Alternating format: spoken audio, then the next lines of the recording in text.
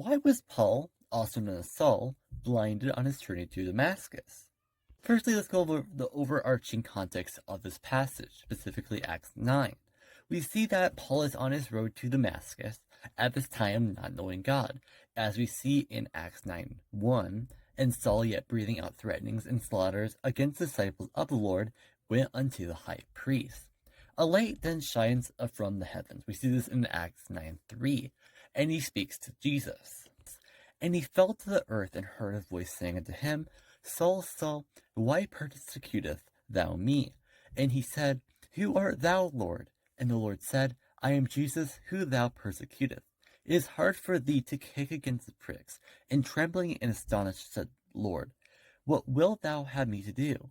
And the Lord said to him, Arise and go to the city, and it shall be told thee what thou must do. We see that Paul was then blinded for 3 days, where he and his companions go into Damascus, where he meets a man named Ananias. After meeting with Ananias, speaking with him and things like that, Paul becomes a Christian and is baptized.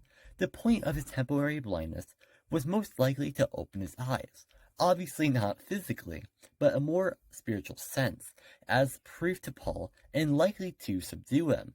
As we saw, Paul was not the kindest towards Christians. He was known for attacking them and arresting them after all. So if he was perfectly able, perhaps he would have not been able to accept Christ and Ananias.